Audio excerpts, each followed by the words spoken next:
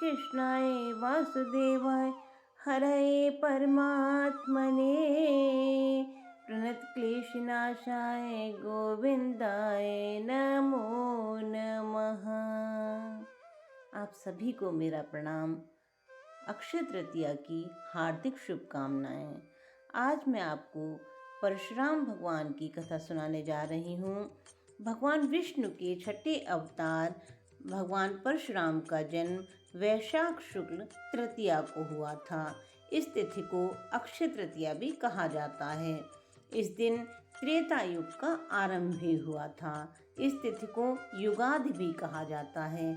महर्षि जमदग्नि के पुत्रेष्ट यज्ञ से प्रसन्न होकर इंद्र के वरदान स्वरूप माता रेणुका के गर्भ से भगवान विष्णु ने आवेशावतार रूप में जन्म लिया।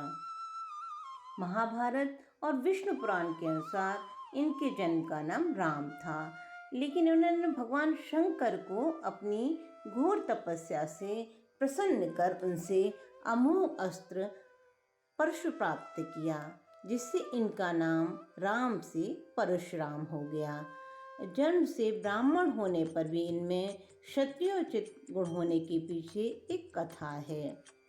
कन्नौज के राजा गाधी की पुत्री का नाम सत्यवती था। राजा ने उसका विवाह भृगुपुत्र ऋचिक के साथ कर दिया। विवाह के पश्चात भृगु ऋषि ने सत्यवती को आशीर्वाद देते हुए वरदान मांगने को कहा। इस पर सत्यवती ने अपने ससुर से अपनी माता के लिए पुत्र की कामना की।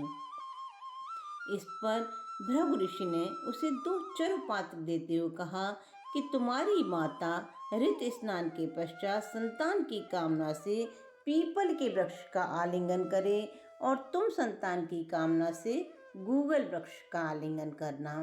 इसके पश्चात तुम दोनों इन चरुओं का अलग अलग सेवन कर लेना, लेकिन यह सावधानी रखना कि तुम दोनों के पात्र अलग अलग रहें।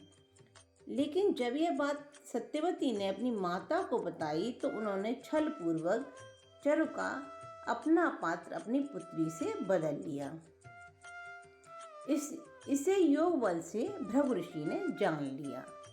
भृगु ने यह बात सत्यवती को बता दी और कहा कि पुत्री, पात्र बदल जाने से अब तुम्हारी संतान ब्राह्मण होकर भी क्षत्रिय जैसा आचरण करेगी और तुम्हारी माता की संतान क्षत्रिय होकर भी ब्राह्मण जैसा आचरण करेगी।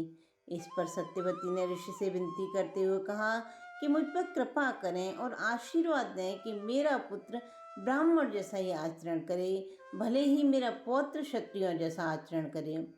भृगु ने अपनी पुत्रवधू की विनती स्वीकार कर ली और इस प्रकार सत्यवती के पुत्र जमदग्नि हुए। लेकिन सत्यवती की कामना अनुसार उनके पौत्र परशुराम में क्षत्रियोचित गुण हुए और सत्यवती की माता के पुत्र विश्वामित्र हुए, जो बाद में अपने तपोबल से क्षत्रिय से ब्राह्मण हो गए।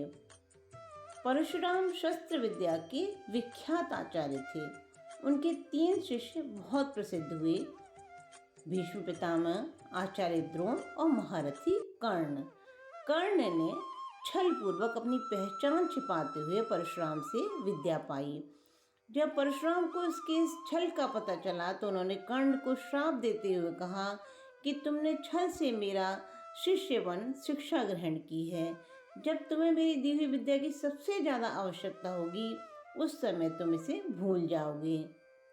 यह तुम्हारे किसी काम नहीं आएगी।